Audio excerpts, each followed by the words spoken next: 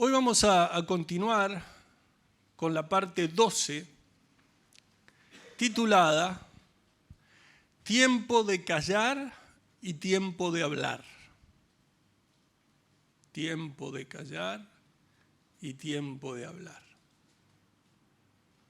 Quizás alguno esté pensando, hay algo que me gusta más que lo otro. Probablemente a la mayoría le guste más callar que hablar. ¿Es así?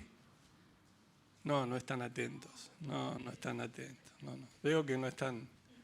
Bueno, pero hay quienes les gusta hablar. ¿A cuántos les gustan hablar? Hablar y hablar y hablar y hablar. Bueno, que el Señor nos ayude a comprender de qué significa este tiempo de callar y este tiempo de hablar y que nos ayude a vivir una vida como a Él le agrada. ¿Amén? Bueno. Libro de Eclesiastés, capítulo 3, vamos a leer el versículo 7. ¿Están allí? Tiempo de romper y tiempo de coser, tiempo de callar y tiempo de hablar. Versículo 8, tiempo de amar y tiempo de aborrecer, tiempo de guerra y tiempo de paz.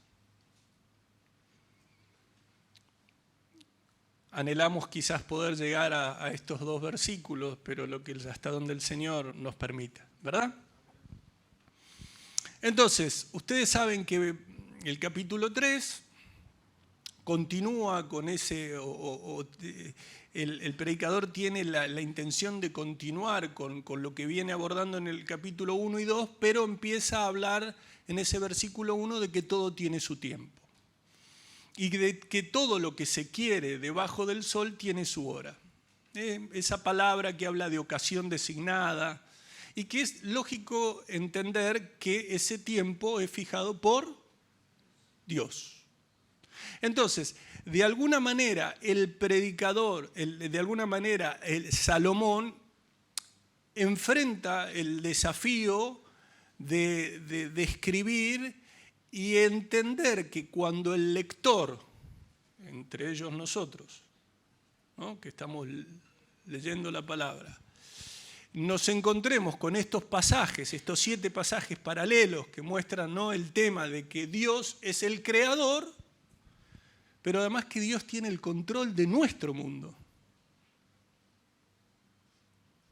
De nuestro mundo. Y uno es raro, ¿no? Porque decimos nuestro mundo, primero no es nuestro, y después cuando vos decís es mi mundo, parece como que el control lo tenés vos. Yo controlo mi mundo, por eso es mío. Lo cierto es que ni es nuestro mundo, y lo cierto es el mundo que habitamos, aquí el Señor nos establece, y también es Él el dueño de todas las cosas. ¿Cuántos dicen amén? Y el que tiene el control de todas las cosas. ¿Sí?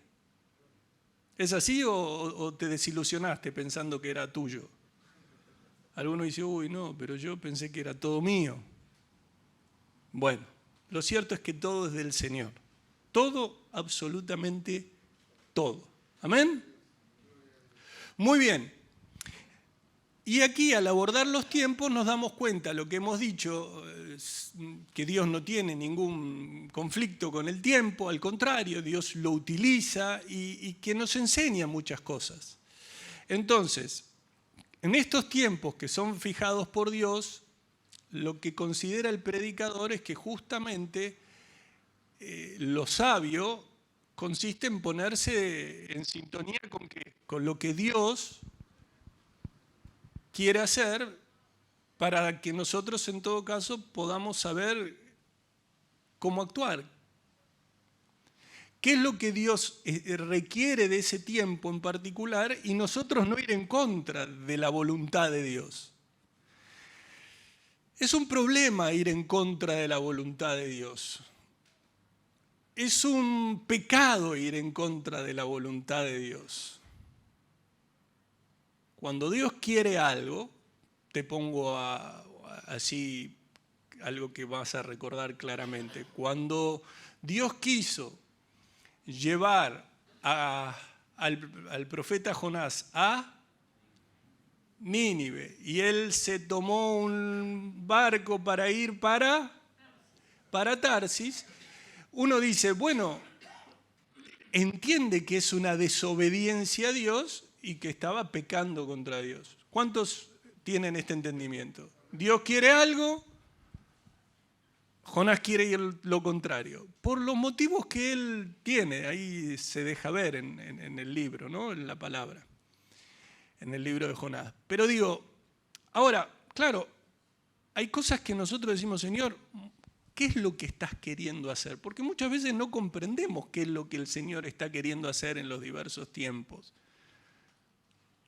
Bueno, el Señor, aquel que realmente está rendido, le irá mostrando, le irá guiando y no va a hacer que tropiece al hacer su voluntad, sino por todo lo contrario, el Señor nos quiere ayudar a hacer su voluntad. ¿Sí? ¿Cuántos tienen este entendimiento? Dios quiere ayudarte, Dios me quiere ayudar a hacer su voluntad. El tema es que Dios conoce nuestro corazón y sabe si nosotros realmente queremos hacer su voluntad o no queremos hacer su voluntad. Y cuando vamos con esas oraciones, Señor, quiero hacer tu voluntad, guíame, no quiero... Y el Señor dice, ya tenés planeado hacer tu vida, tenés planeado hacer esto, tenés planeado hacer el otro, ni me consultaste, yo sé todo. Entonces, ¿qué hacemos? Muchas veces ponemos el barniz piadoso diciendo, el Señor me mostró que yo tengo que hacer.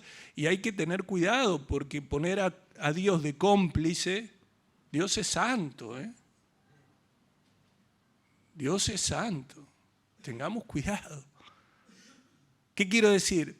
Si vos no estás seguro, si no estás segura de cuál es la voluntad de Dios, no tenés por qué jactarte. Sí, yo sé que Dios quiere esto. Lo que sabemos que Dios quiere está claramente establecido en la palabra de Dios. Amén. Eso tenemos la plena certeza. Y hay cuestiones particulares en donde, por ejemplo, todos estamos buscando el rostro de Dios, primero por quién es Él. Primero porque Él es Dios. Y luego el Señor nos va mostrando, porque claro, en la palabra de Dios, por ejemplo, no dice en qué barrio vas a vivir, en qué... No dice eso. ¿O no? Pero nosotros consultamos a Dios y nosotros le pedimos al Señor dirección. ¿Para qué? Para todo. ¿Cuántos le piden al Señor dirección para todo? Señor, tengo que enfrentarme a esta situación laboral, ayúdame. Señor, tengo que enfrentarme a esta situación de vivienda. Señor, tengo que enfrentarme a esta situación económica. Señor, tengo esto me parece. Bueno, y el Señor nos va a ir ayudando, nos va a ir guiando. Y si nos equivocamos con un corazón sincero, el Señor va a enderezar nuestro caminar. Cuando alguien realmente cree que Dios lo llamó a hacer algo y así no fue, bueno, Dios conoce con qué intención hemos hecho las cosas. ¿Cuántos están entendiendo esto? Así que debemos confiar en ese Padre amoroso, que Él sabe. O sea, no es que Jonás de repente dijo, me da 2 boletos o un boleto para Nínive, y cuando se fue a subir, se subió a uno que iba a Tarsis. No. No es que Jonás quería hacer la voluntad de Dios. Jonás manifiestamente no quiso hacer la voluntad de Dios. ¿Cuántos están entendiendo esto? Así todo el Señor lo llevó, ¿no? Así todo, bueno, como siempre digo, hay quienes acostumbran o les gusta viajar mucho en un gran pez. Hay otros que son un poco más dóciles y le dicen, Señor, prefiero que me lleves, voy, ¿no? Pero bueno, a lo largo de nuestra vida creo que más de uno, me incluyo, hemos viajado en algún pez, ¿no? Cuando hicimos algo el Señor dijo, mi voluntad es otra, mi voluntad es para allá. ¿Sí? Entonces, todo tiene su momento, todo lo que sucede bajo el cielo ocurre de acuerdo a un plan. El Señor no es que dijo, bueno, yo creo todas las cosas, hago al hombre a mi imagen y semejanza, y después dijo, y que haga lo que quiera. No, el Señor está comprometido con su creación. El Señor envió a su propio Hijo para saldar la deuda, para que podamos estar libres, para que podamos experimentar la vida eterna, para que fuéramos reconciliados con Él. Gracias, Señor. Gracias, Rey. Entonces, todas las cosas, todas las cosas que fueron, que son, que van a ser, de alguna manera tenemos que tener en claro que están siendo orientadas por Dios, que Dios tiene el control, que Dios sabe todo. Ahora también, nunca olviden, Dios es santo, santo, santo. ¿Sí? Y Dios es quien ha determinado los tiempos. ¿Por qué? Porque Él tiene propósitos que son santos y que llevará a cabo. Y cada propósito de su gracia está, bueno, ustedes saben que el Señor tuvo como propósito la redención de su pueblo, ¿o no? Y que esperamos el regreso de Cristo, ¿o no? ¿Cuántos dicen amén? Entonces, hemos hablado de la providencia divina, no podemos volver a hablar, pero sí de decir una vez más que debemos descansar en la providencia de Dios. Y hace 7 días desarrollamos el versículo 6, que es tiempo de buscar y tiempo de perder, tiempo de guardar y tiempo de desechar. Allí nos metimos en ese terreno de las posesiones, de las ambiciones, de los planes, de lo que significa buscar. Bueno, lo hemos desarrollado. Para aquellos que no han podido escuchar, sepan que está disponible toda la serie y que por sobre todo a partir de la parte 6 de esta serie hay una enseñanza que lleva por título Todo tiene su tiempo, así que allí encontrarán mucho más. Lo cierto es que nosotros vamos a continuar hoy en el versículo 7 que dice tiempo de romper y tiempo de coser. Y hay otro que dice me gusta romper. Cuando somos niños, no todos, nos gusta romper.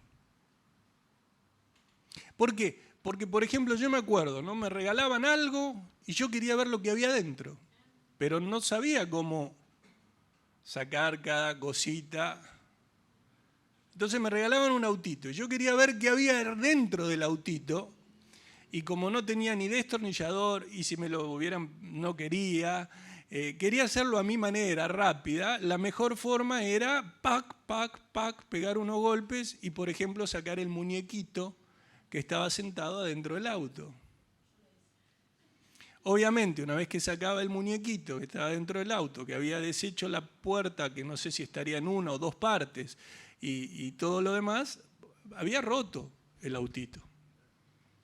¿Sí? E iba a mi papá y le decía, con cara de mira lo que pasó. Mira lo que pasó. Bueno, así hacemos tantas veces con Dios, ¿no?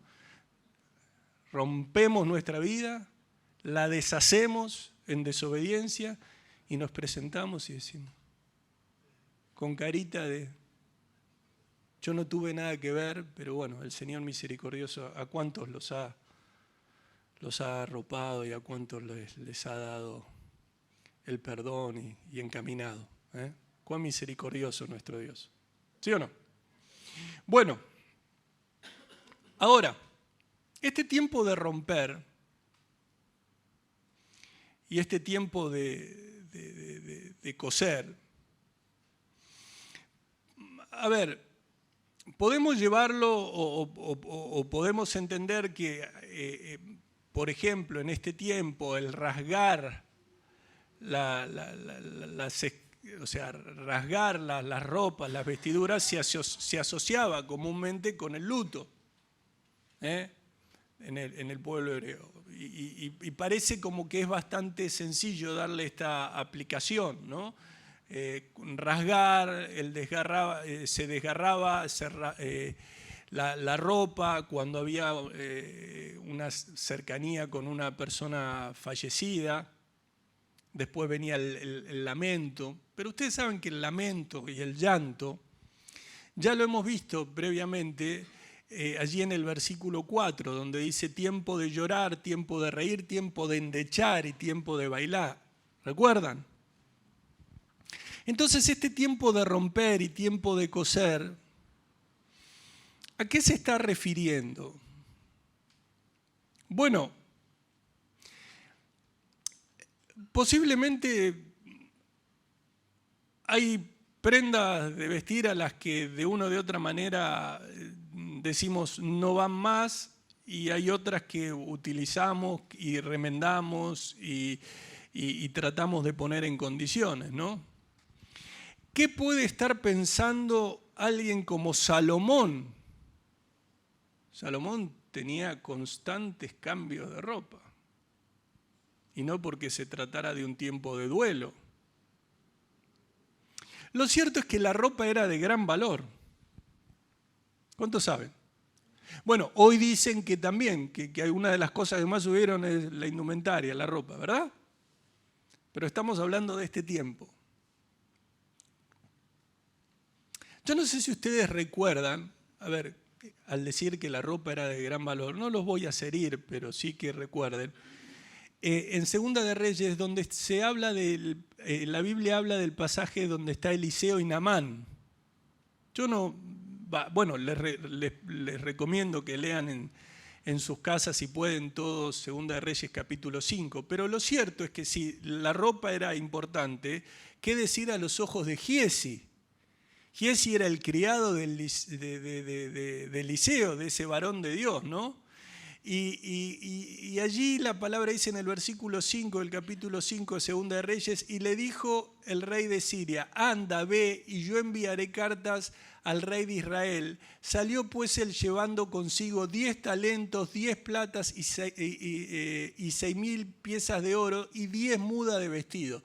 Bueno, ¿qué quiero decir? Le quieren regalar, le quieren dar como una ofrenda a Eliseo. Eliseo, ustedes saben lo que dice, y ustedes saben lo que pasa con Giezi.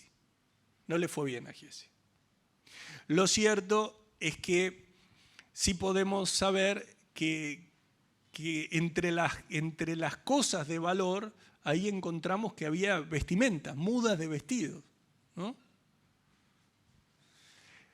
Cuando pensamos en Salomón, algo ya hemos visto al comienzo de la serie, las posibilidades que él tenía, su opulencia, ¿no?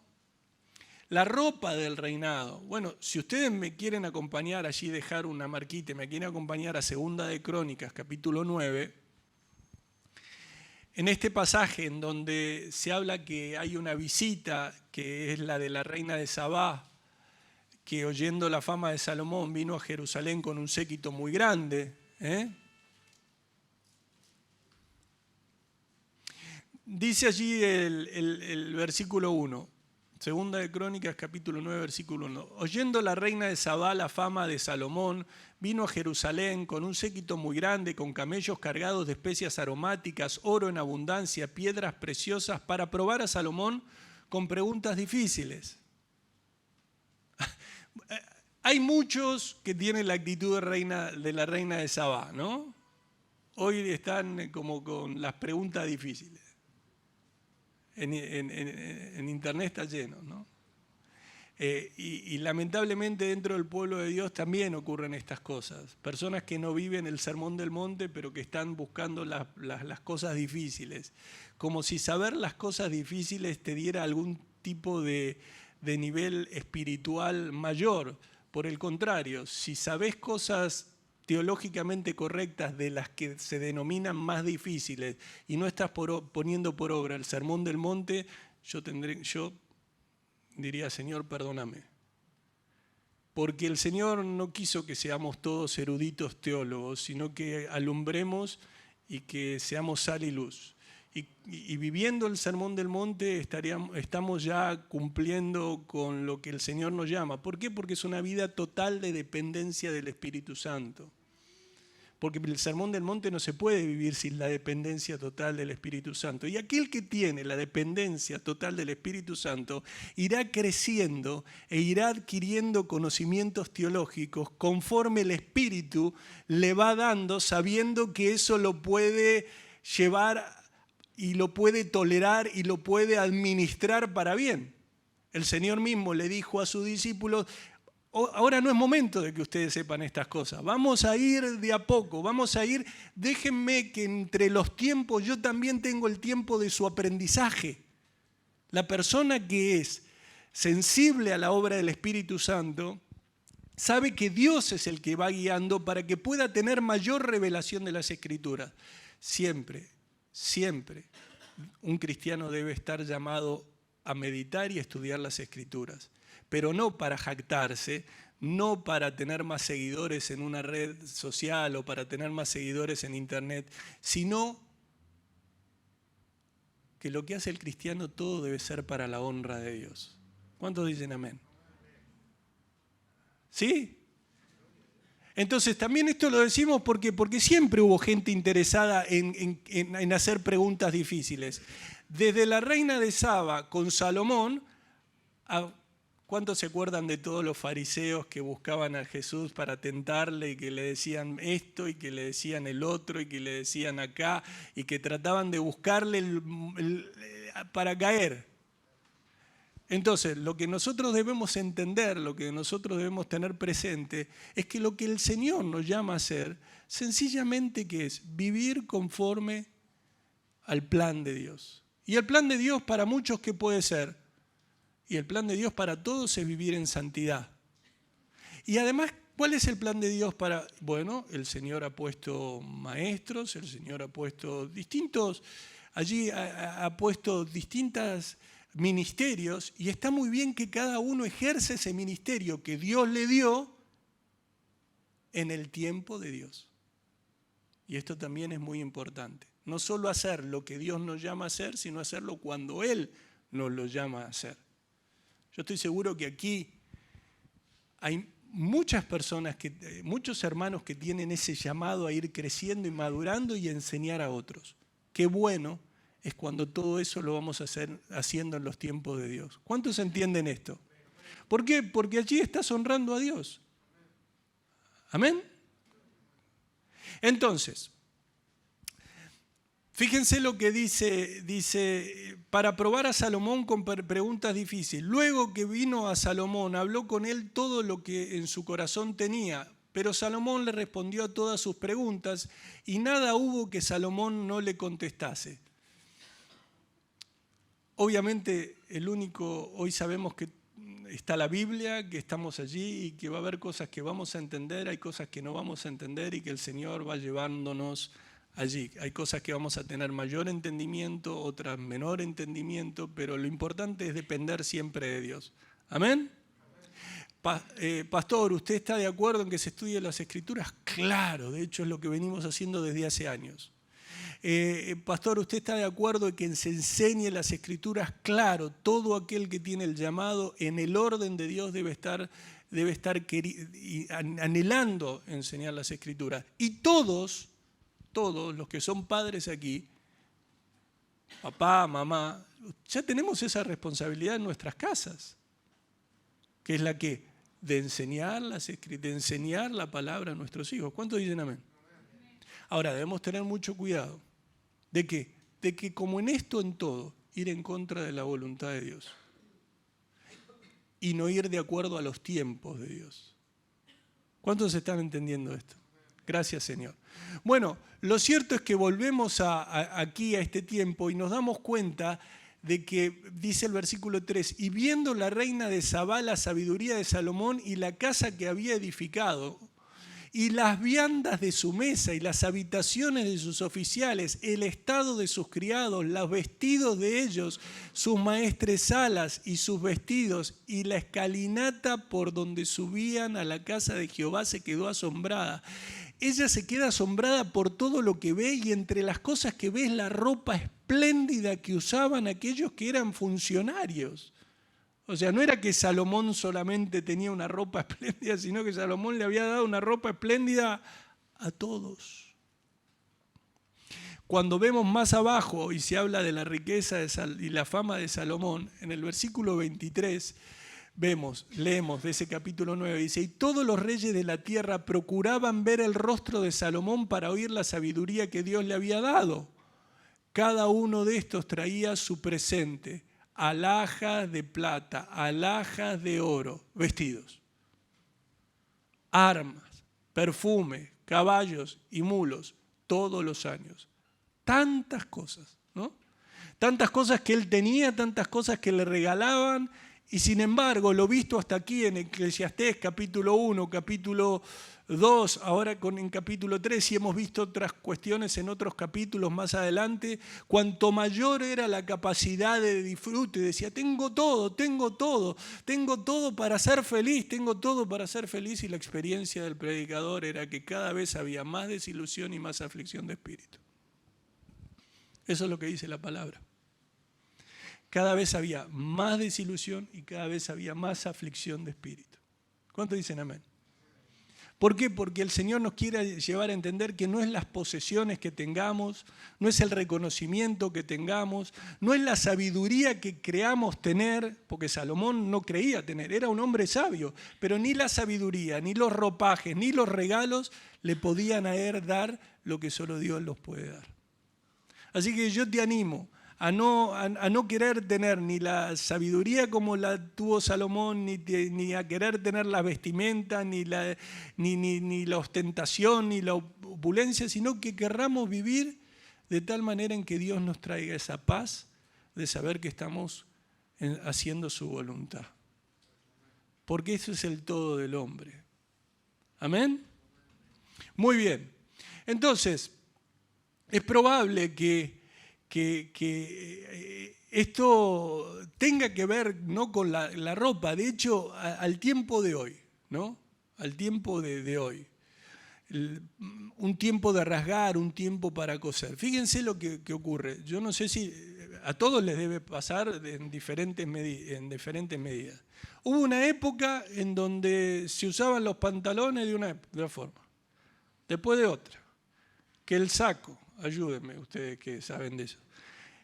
Sí, porque ellos saben hacer las cosas. Yo las digo, ellos saben hacerlas. Pero bueno, digo, a lo que voy es que yo voy a hablar de lo que yo entiendo, de lo que medianamente, no es que entienda, sino que porque me lo pone. En un momento los sacos eran cruzados, en otro momento sin cruzar. Ahora con 2 botones, después con 3 botones. Los pantalones en un momento empecé a ir a comprar pantalones y decía: pero no quiero calza, quiero pantalón. Y dice: no hay todos los pantalones abajo se te hacen ¡shuc! Todos. La corbata, me gusta la corbata ancha. Anda a conseguir una corbata ancha. Ahora no hay corbatas anchas, son todas finitas. Y una vez hablando con un señor que trabajó 40 y pico de años en una tienda de ropa y que lo conocíamos de familia, me dijo: ¿sabes por qué no traen del otro? Para que la gente no pueda elegir. O sea, se ponen de acuerdo y dicen: bueno, ahora las corbatas son todas finitas. Y vos vas y encontrás finitas, vos vas y encontrás finitas. Los cambios de la moda. Y estoy hablándoles en esto. Aquellos que saben se encontrarán con un montón de cuestiones, ¿no? Y de repente todos tenemos corbatas ahora más finitas, y dentro de un año te dicen: no, grueso. Y la gente empieza a usarla para atar cosas. Bueno, ¿por qué? Porque la moda es así, la moda vende, la moda a veces es cíclica, ¿no? ¿Qué quiero decir? Yo veo a gente en la calle a veces vestida con la misma vestimenta que tengo la foto de mi abuela a los 18 años. Cuando mi abuela tenía 18 años estaba vestida y veo gente que tiene la misma. O sea que va, viene. ¿Es así o no es así? Más o menos. Estoy tratando de decirlo de una manera que no suene a que todo es comercio, pero todo es comercio y la idea es ir rotando para que la gente vaya comprando. ¿Sí o no? Entonces, hay una cuestión que es natural con la ropa y todos lo experimentamos. Hay veces que vos te aferrás a esa remera que te gusta y que ya sabés que te la querés poner y no la podés usar más pero se le hace una costurita y le haces, y otra y le haces, otra y le haces, te aferrás. Pero hay momentos en donde finalmente hay una ropa que ya se entra en desuso y otra por distintos factores, ¿no? O sea, y en este tiempo había ropa que bueno, no sé, que por distintos momentos, imagínense en la opulencia de lo que era Salomón. Si algo tenía una falla, ya está. No sirve más y hacen otro. Nosotros obviamente no hacemos eso y tratamos de cuidar todo lo que Dios nos da, pero siempre teniendo en cuenta no solo para nosotros, sino para poder bendecir a los demás. ¿Amén? Bueno, muy bien. Entonces, dejamos de lado la ropa, dejamos de lado este tiempo de rasgar y este tiempo de coser, este tiempo de romper, y vamos a tiempo de callar y tiempo de hablar. Bueno, la palabra callar es una palabra que significa hacer callar o mantener quieto, apaciguar, guardar silencio, hacer silencio. Cuando hay una situación de dolor, parece que ante un profundo dolor resulta como hasta natural hacer silencio. No, hay algo que duele. De hecho, cuando vos ves una persona que está pasando por una situación de dolor, digamos, de esos dolores que pueden ser dolores comunes que experimentamos quizás a diario, me duele acá, me duele allá, uno dice unas palabras, pero hay dolores que son extremos, hay dolores que son profundos, hay dolores que son pero tan grandes que muchas veces nos dejan sin palabras, no sabemos qué decir. No sé si le pasó alguna vez de estar frente a alguien que está sufriendo tanto por una situación tan particular que uno es como que se queda sin palabras, como que no sabemos qué decir, las palabras realmente no salen de nuestra boca, quizás es como que nos quedamos allí acompañando, ¿no? la situación, pero realmente no sabemos qué decir. Cuando los amigos de Job, ¿no? De Job se sentaron junto a él, dice que se sentaron en silencio. Yo les voy a leer, ustedes no vayan, les voy a leer allí en Job, capítulo 2. En el versículo 11 habla de estos tres amigos de Job, de Elisad, de Bildad y de Zofar. Y dice que el versículo 12 dice, los cuales alzando los ojos desde lejos no lo conocieron y lloraron a gritos, y cada uno de ellos rasgó su manto, y los tres esparcieron polvo sobre sus cabezas hacia el cielo, ¿no? Este tiempo de endechar, ¿no? Y el versículo 13 del capítulo 2 de Job dice, así se sentaron con él en tierra por 7 días y 7 noches, y ninguno le hablaba palabra porque veían que su dolor era muy grande. En este tiempo, el sentarse en tierra era señal de luto. Por ejemplo, en Lamentaciones, en el capítulo 2, en el versículo 10, en ese capítulo donde habla de las tristezas de Sión, dice, se sentaron en tierra, callaron los ancianos de la hija de Sión, echaron polvo sobre sus cabezas, se ciñeron de cilicio, las vírgenes de Jerusalén bajaron sus cabezas a tierra. Y de esta forma encontramos varios versículos donde el luto, incluso versículos donde el luto duraba 7 o se establecía algún luto por 7 días. De hecho, en Génesis capítulo 50, versículo 10 dice, y llegaron hasta la era de Atad, que estaba al otro lado del Jordán, y endecharon allí con grande y muy triste lamentación, y José hizo a su padre duelo por 7 días. Entonces, volviendo a Job, durante 7 días y 7 noches ellos estuvieron sentados en el suelo, pero ante el sufrimiento de Job ninguno de ellos se atrevía a decir nada, o se atrevió a decir nada. Y es como que, de alguna manera, ante un extremado dolor, el silencio da esa expresión de condolencia, ¿no? de estar allí, ¿no?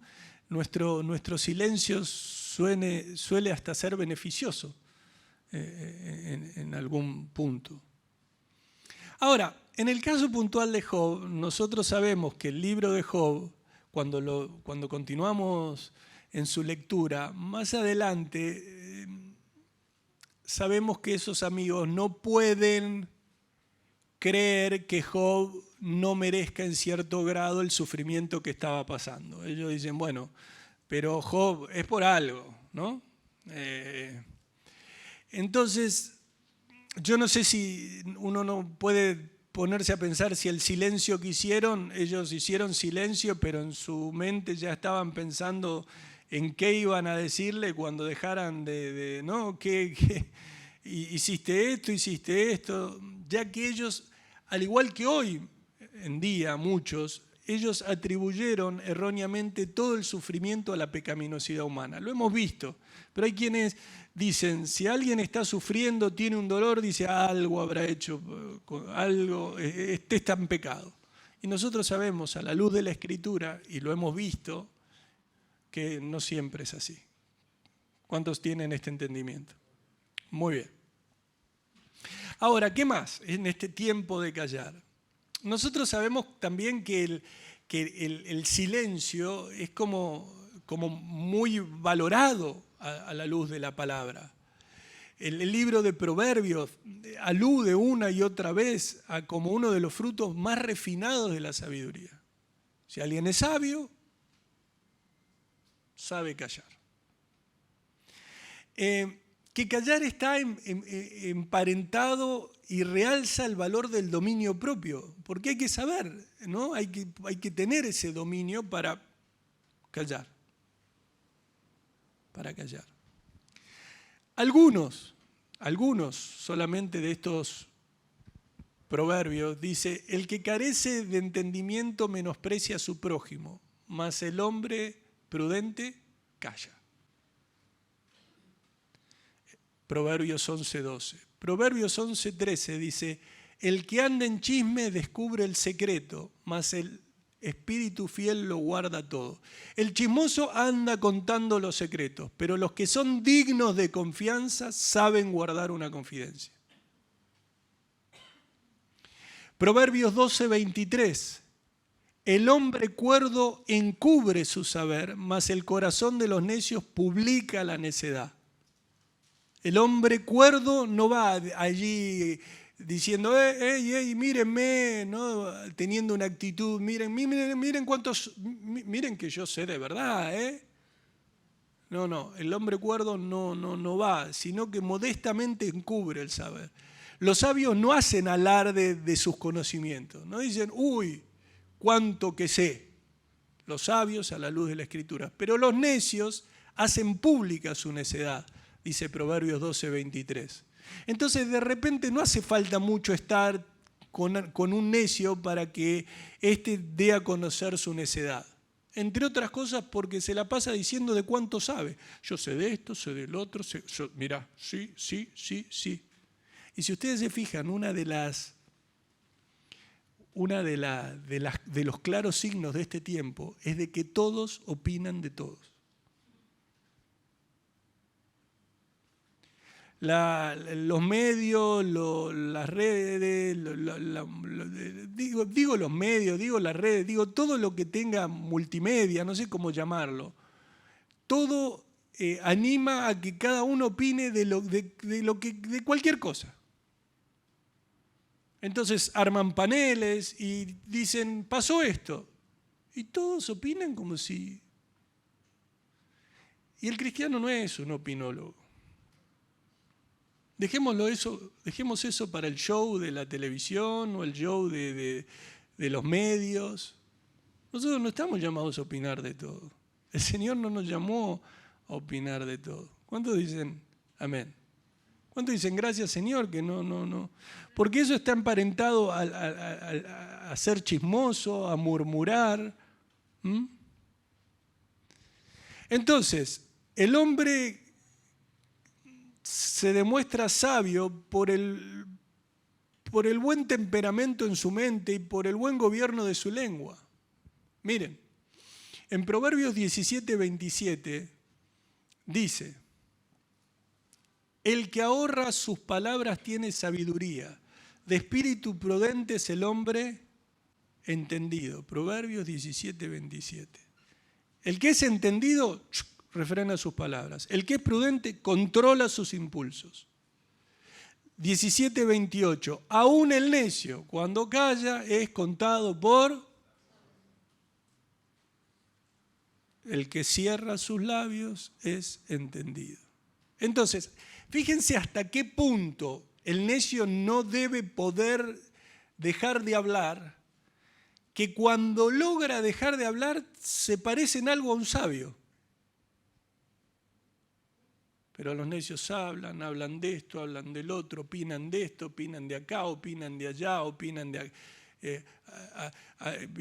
no sé, al lugar que vayan, se suben a un... Bueno, otra de las cosas, todos están opinando, te animan a que opines sobre un montón de productos. Te subiste compraste papas y verduras y te llega un coso. ¿Cómo fue? ¿Cómo estuvo tu compra de papas y verduras? Y vos ni comiste las papas, ni las verduras. Opina, da tu valoración. Y claro, no te gustó la cara del que vende las papas y la verdura y le pones un 1. Y a lo mejor las papas eran riquísimas y las verduras también. Pero todo es como que está llamado a que la gente opine, que la gente sea necia. Lo que se busca en este tiempo es que la gente actúe con necedad. Lo que siempre buscó el Señor de sus hijos es que actúen con la sabiduría de lo alto. Hay algo que les digo. Estábamos comprando unas cosas para las computadoras. Ni me pregunten, pero eran unas memorias para la computadora. Entonces cuando uno ve me llamó la atención uno de los que ponía un comentario y decía: la verdad es que todavía no sé por qué no la utilicé, pero quería opinar. ¿Se entiende, no? No tenía idea de qué se trataba, pero quería opinar, quería estar ahí presente. Bueno, esto es a través de todo. Poneme like si te gusta, poneme no me ponga, no me pone... Pero todo es así. Todo es así. ¿Saben cuál era? ¿Quién era quien me decía a mí cuando uno era chico? Era tu abuelo que te llevó a comer una milanesa y te decía: ¿está rica? Y vos le decías a tu abuelo: está bárbara, abuelo. Eso era el opinar en familia, si nos gustaba. Y quedaba allí. ¿O no? La torta más rica es la que hace mamá. Y nos bastaba con eso. Amados, hay que tener cuidado. Porque por algo la Biblia habla todo el tiempo acerca de una actitud necia o de una actitud sabia. Y por algo el Señor nos advierte a que no tenemos que caminar como necios, sino como sabios, como entendidos acerca de cuál es la voluntad de Dios. Entonces fíjense que aún el necio cuando calla es contado por sabio. Proverbios 21:23 dice: el que guarda su boca y su lengua, su alma guarda de angustia. ¿Cuántos quieren guardar su alma de angustias? Controla tu boca. ¿Cuántos problemas tenés? Directamente proporcional a cuánto abrís tu boca. Si es que sos un necio. Porque si sos alguien que camina en la sabiduría de Dios, sabe cuándo abrir la boca. ¿Por qué? Porque el Señor controla tu lengua. Porque nadie puede controlar su propia lengua, si no es el Señor. Entonces lo que dice es que cuida tu lengua y mantén la boca cerrada y no te meterás en problemas. Decime la verdad, ¿cuántas veces te metiste en problemas por hablar de más? ¿Cuántas veces? En cambio, el que refrena su boca y su lengua se libra de muchas angustias. ¿Para qué le habré dicho esto? ¿O no? Ahora, más adelante, vienen que se reúnen muchas familias para pasar, por ejemplo, la Navidad. Y empiezan todo, y alguien sale y dice algo. Y ahí está. Y hay muchos cristianos que dicen, bueno, se pasan proverbios todo mentalmente, ¿qué hago? Hasta que llegan, hasta aún el necio cuando calles contaba por sabio y dice, claro, pero sigue el tema. Y ya llega un momento en donde no das más. Y decís, Señor, bueno, cuidado. El Señor siempre ante la tentación da la salida. ¿Cuántos dicen amén? Muy bien. Entonces, y les digo, no olviden el ejemplo de Moisés, ¿no? A Moisés, dice Moisés que habló precipitadamente con sus labios. En el Salmo 106, versículo 32, dice, también le irritaron en las aguas de Meribá y le fue mal a Moisés por causa de ellos. Versículo 33, porque hicieron rebelar a su espíritu y habló precipitadamente con sus labios. Hay una versión que dice, lo sacaron de quicio y él habló sin pensar lo que decía. Y déjenme decirle algo, la palabra describe a Moisés como el hombre más manso de la tierra.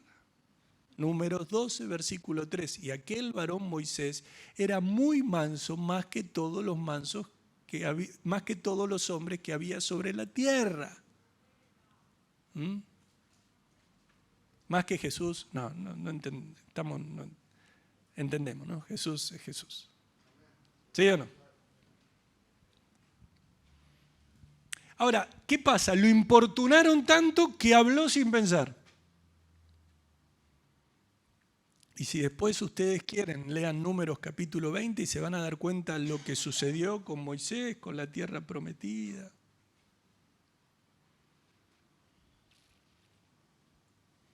Es que yo digo algo, pero hay personas que, por ejemplo, dicen algo, dicen una barbaridad y dicen, pero no pasó nada. ¿No? ¿Estás seguro? ¿Estás segura? Bueno, seguimos. Estamos llamados a callar. ¿Cuándo estamos llamados a callar? A ver, ¿cuándo? Cuando se nos critica injustamente. Cuando se nos calumnia. ¿Me puede dar un ejemplo? Jesús. ¿Qué más ejemplo que él? Miren, acompáñenme al Evangelio de Mateo, el capítulo 27, al versículo 11.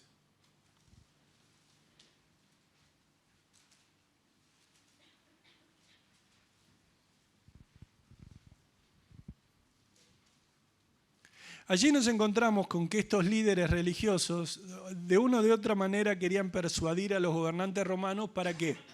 Para que crucificaran a Jesús, para que le dieran muerte. Y allí en Mateo, el Evangelio de Mateo, el versículo 27, el capítulo 27, el versículo 11, dice, ¿lo tienen allí? Jesús pues estaba en pie delante del gobernador y éste le preguntó diciendo, ¿eres tú el rey de los judíos? Y Jesús le dijo, tú lo dices. Y siendo acusado por los principales sacerdotes y por los ancianos, ¿qué pasó? Nada respondió. Cuando los principales sacerdotes, los ancianos que estaban furiosos, presentaron todas las acusaciones falsas contra él. Imposibles, falsos. Dice que Jesús guardó silencio. ¿Qué hizo Jesús? Guardó silencio. ¿Por qué? Porque ya en Isaías 53, cuando aprendemos que del siervo sufriente, ¿no? Cuando aprendemos que Dios colocó sobre Jesucristo nuestras iniquidades, ustedes saben que allí Isaías se refiere de una forma increíble, ¿no? Tan certera a los hechos de la crucifixión y al propósito de la cruz. Probablemente no encontremos en el Antiguo Testamento ningún otro capítulo que se profetice tan claramente y tan plenamente de Cristo, que el Cristo debía sufrir y entrar en gloria. En el versículo 7 de Isaías 53 dice, angustiado él y afligido, no abrió su boca.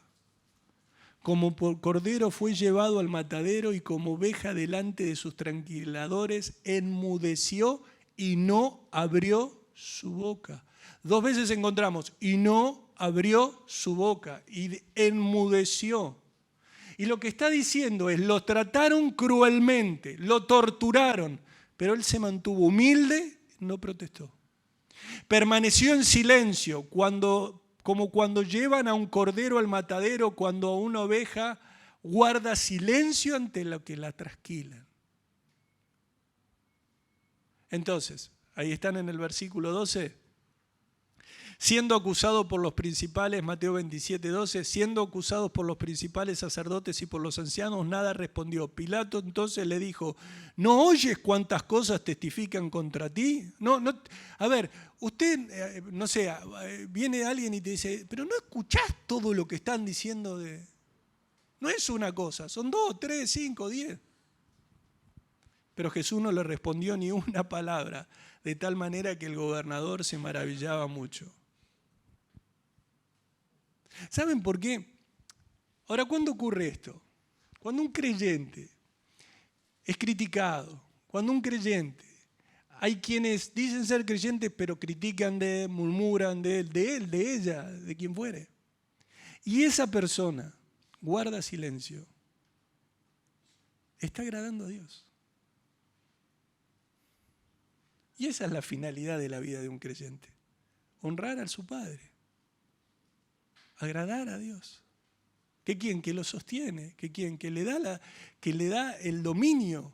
Porque el Espíritu Santo da el dominio para callar. Entonces, a un Pilato, a un alguien que no tenía temor de Dios, se sorprendió porque era una actitud que no es usual. Imagínense que todos los que iban allí decían, yo no, yo soy inocente, yo esto, yo el otro, yo acá, yo acá. Y dice, este no habla. Y le dicen y no habla. Y si hay algo que sabemos es que Jesús nunca pecó y que todo era injusto. Entonces cuando a vos también te pase, porque a todo cristiano le puede pasar,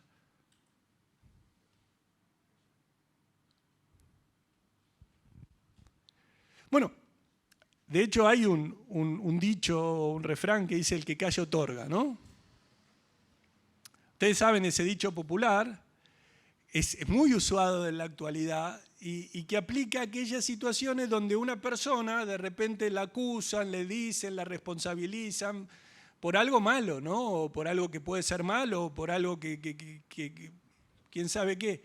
Y ante estas acusaciones la persona no manifiesta palabra en su defensa, sino que simplemente o sencillamente calla.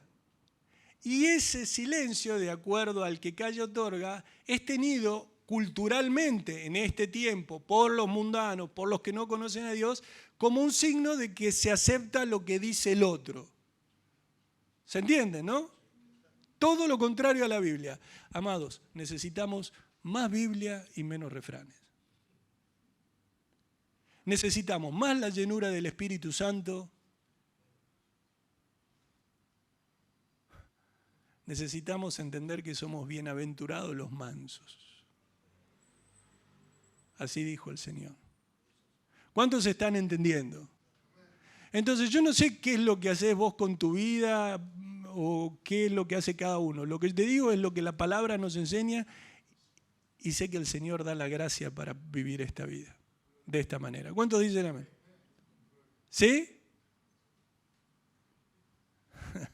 Bueno, ¿qué más? Callar cuando se nos intenta llevar a discutir. Ustedes vieron que hay personas que de una forma premeditada quiere que te enojes y así ofendas a Dios.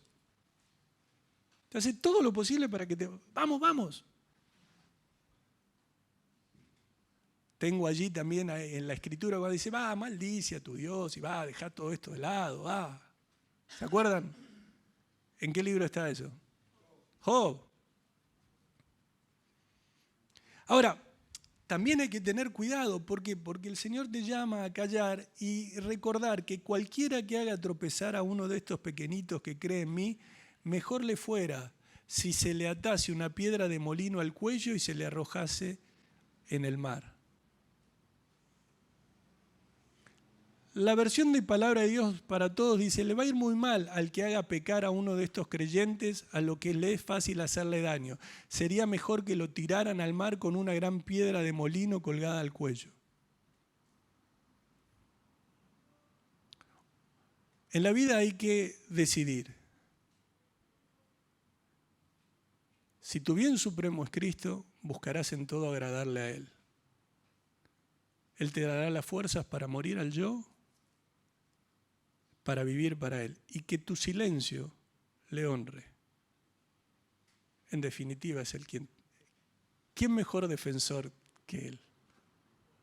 Y alguno dirá, y es que a veces tarda. Bueno, Salomón tenía este conflicto, ¿no? ¿Se acuerdan lo que hemos visto de Salomón? Salomón decía, parece que como no hay un castigo rápido, ¿recuerdan la serie?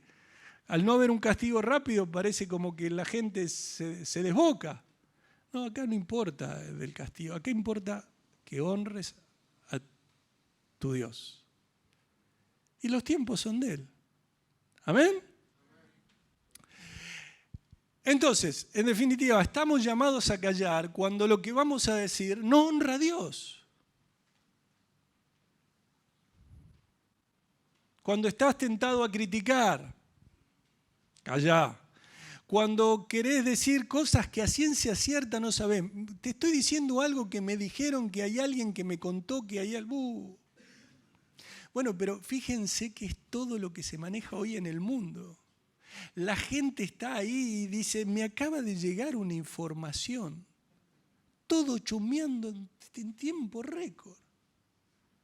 Porque las informaciones sobre la vida privada de otras personas, déjenme decir que no son informaciones, que es chumerío. ¿O no? Es chumerío. Hay que tener cuidado, amados. El mundo va para un lado, los cristianos vamos para otro. Si queremos realmente ser sal y luz, mostrémonos como lo que somos. Hijos del Dios Todopoderoso. ¿Cuándo dicen amén? Entonces, te sentís tentado a criticar. Vas a Cristo, Él te da la salida. No sabes a ciencia cierta. Cállate. Si lo que vas a decir no es algo que edifique, cállate. David pidió sabiamente a Dios que lo guardara de hablar algo malo, incluso en ocasiones cuando sufría persecución. Dice, pon guarda mi boca, oh Jehová, guarda las puertas de mis labios. Le estaba diciendo, Dios mío, no me dejes decir ni una sola tontería, ni me dejes defender, ni me dejes... ¿Cuántas veces le dijo cuando estuvo el conflicto con Saúl, que juzgue el Señor entre nosotros dos? ¿O no?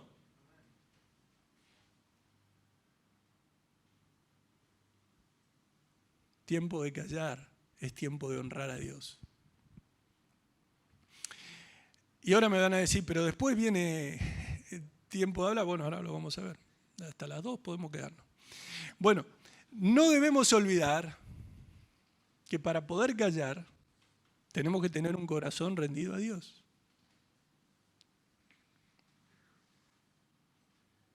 Y tener un corazón rendido a Dios es estar íntimamente viviendo como vivía Él, que era manso y humilde de corazón. La cordura del hombre detiene su furor y su honra es pasar por alto la ofensa. ¿Cuántas veces lo hemos escuchado a lo largo de tantos años? Al sabio la inteligencia lo hace ser paciente. Es admirable ver cómo perdona a los que le han hecho daño.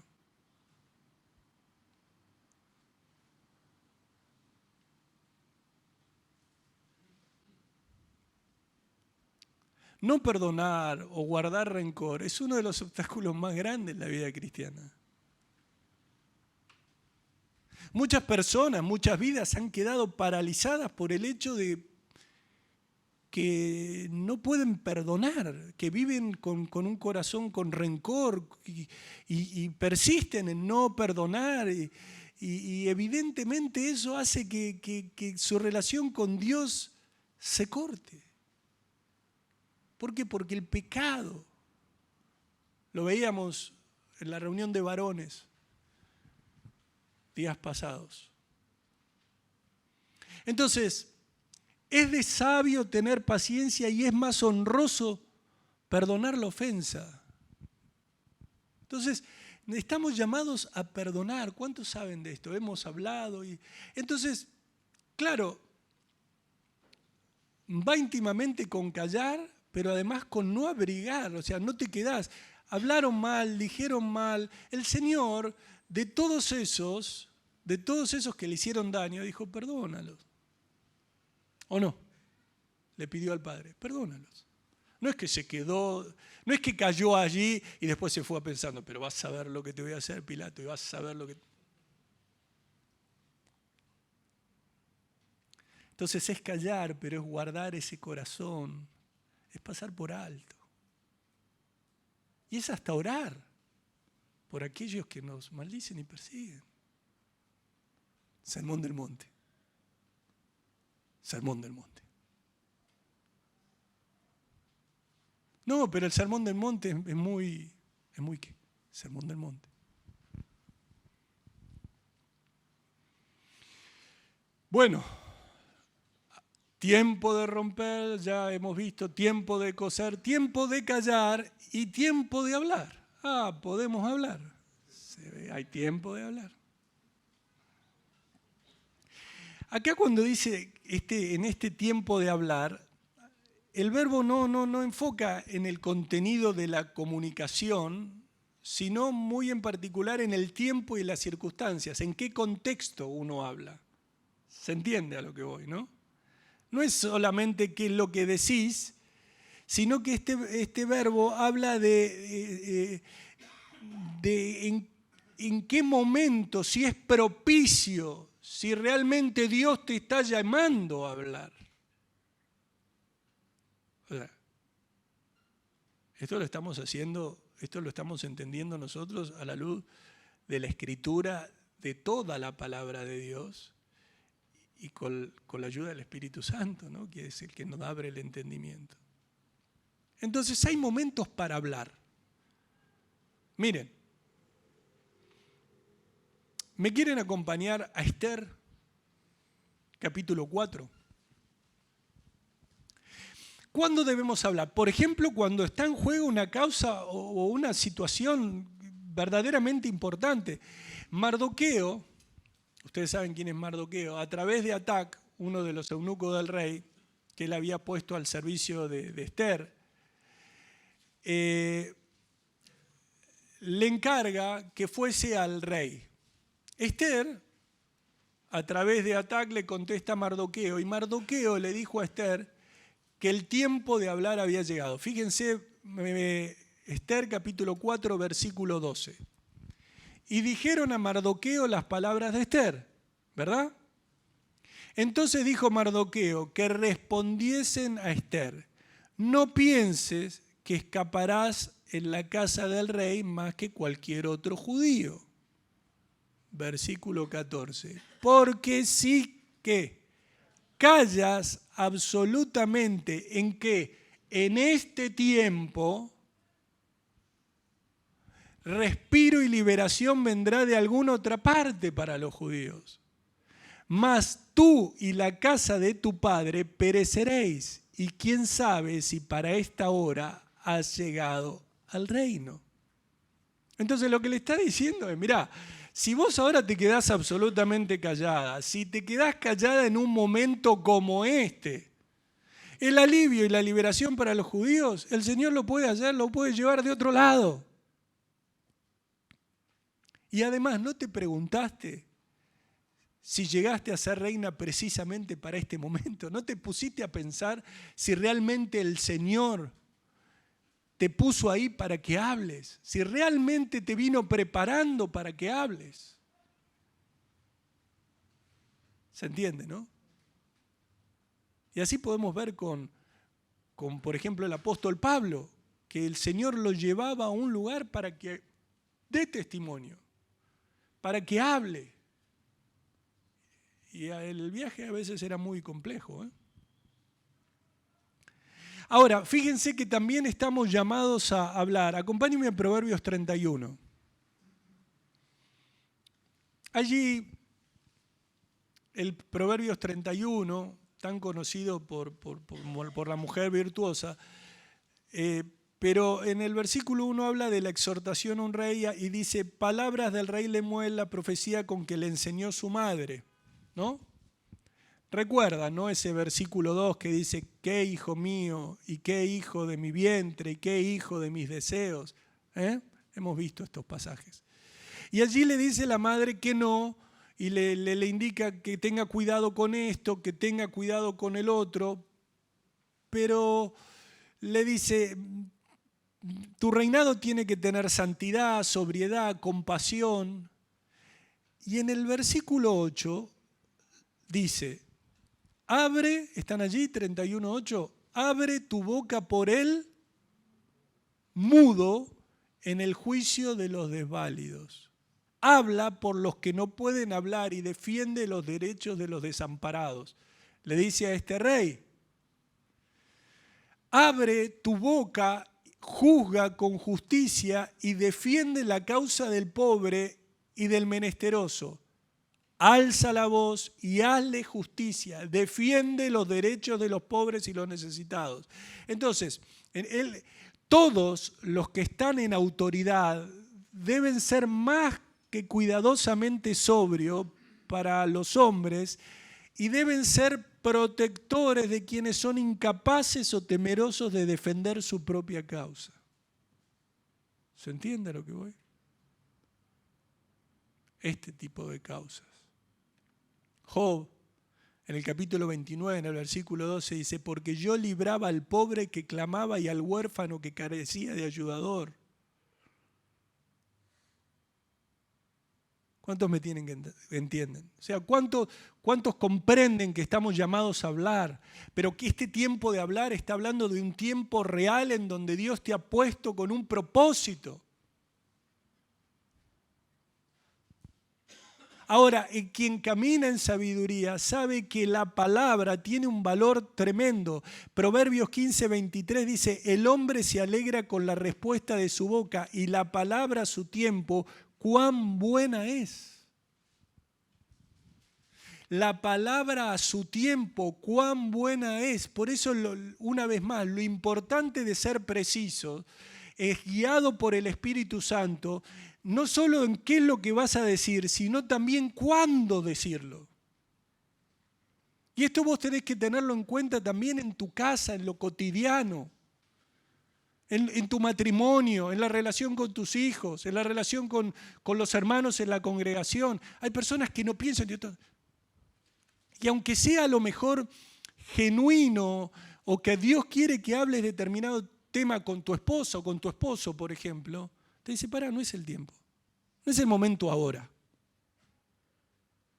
No es ahora el momento. ¿Cuántos me están entendiendo? A lo mejor el Señor te inquieta con algo de tu hijo, de tu hija, pero te dice, yo voy a poner la palabra en tu boca, pero ya no es el tiempo, ahora, ya. Qué bueno es dar la respuesta adecuada y mejor aún dar un consejo a tiempo, en el tiempo. Proverbios 25:11, manzana de oro con figuras de plata es la palabra dicha como conviene. Esto significa decir la palabra adecuada en el momento preciso. Preciso, es como un adorno precioso. Como zarcillo, versículo 11 y versículo 12 dice, como zarcillo de oro y joyel de oro fino es el que reprende al sabio que tiene oído dócil. Para quien sabe apreciarla, una sabia reprensión vale tanto como una joya de oro muy fino.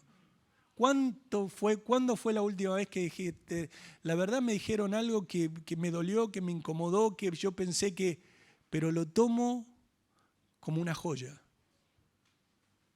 ¿O estuviste, no, ¿cómo me lo dije? ¿Qué? ¿A mí me van a decir eso? ¿A mí? Justamente a mí, que me lo sé todo. Hay personas a las que no se les puede decir nada porque ya saben, ellos creen que ya lo saben todo. El necio. Y que ni siquiera se fijan cuál es el diseño de Dios en la congregación.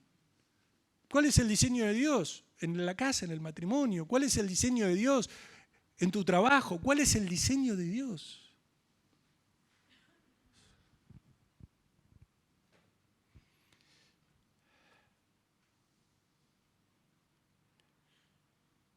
Finalmente, ¿qué palabras deben salir de nuestra boca? Amables, que edifican, no que arruinan. Palabras que traigan consuelo, que alienten. Y esto no significa que vos no vas a decirle, no has entendido qué es edificar, por ejemplo, si decís, que no le puedo decir a mi hijo, a mi esposa, a mi esposo, a quien sea una palabra. Sí, claro, podés decirle una palabra de decirle, mirá, esto me parece como es, pero siempre con un carácter afable, mostrando que perteneces al reino de los cielos. ¿Qué palabras tienen que salir? Palabras que alienten, que bendigan, palabras llenas de paz, de gratitud, sabias palabras. El sabio de corazón es llamado prudente y la dulzura de labios aumenta el saber. Proverbios 16, 21. Proverbios 16, 23, el corazón del sabio hace prudente su boca y añade gracia a sus labios. Un hombre sabio siempre piensa antes de hablar, dice lo correcto y vale la pena escucharlo. Está en la palabra. Yo sé que podrá decir allí en TikTok o que podrán decir en consejos. Y ahora está como eso que dura nada, ¿no? 1 minuto, 2 minutos, 3 minutos, 4 minutos. No menos. ¿Qué pasa? ¿Cómo es? ¿Qué se llama? Eso que baja. Bueno, que son videos muy cortitos. Los shorts, los reels, bueno. Quiero saber si ustedes lo saben, yo sé el nombre.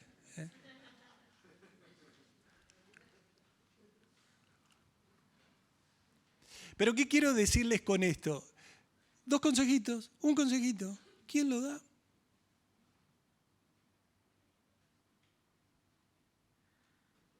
Nosotros somos cristianos, vamos a la Biblia. No necesitamos que alguien. Ahora, si de esa forma, en esa plataforma o a través de ese medio te hablan con la palabra, bienvenido sea.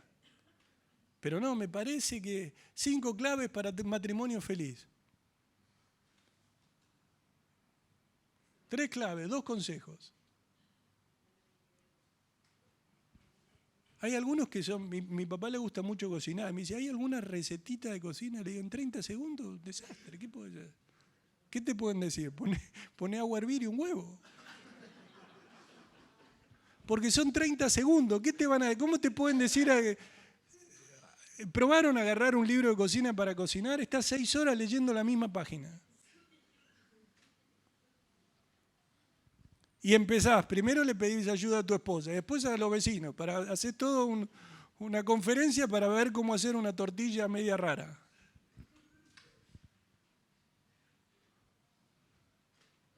Bueno, finalmente.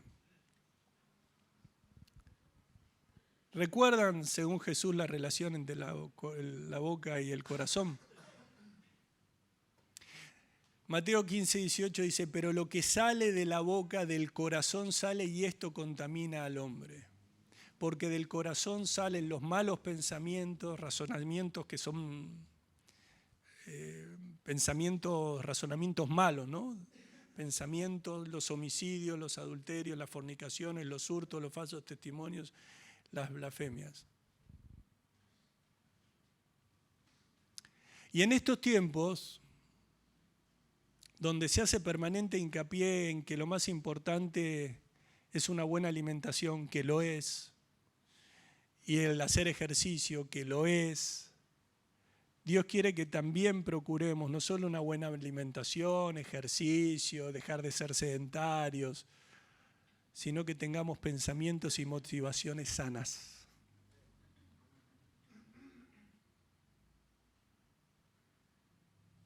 Está muy bien tener la apariencia exterior cuidada y te animo a que lo puedas hacer, pero lo que es mucho más importante es nuestro corazón.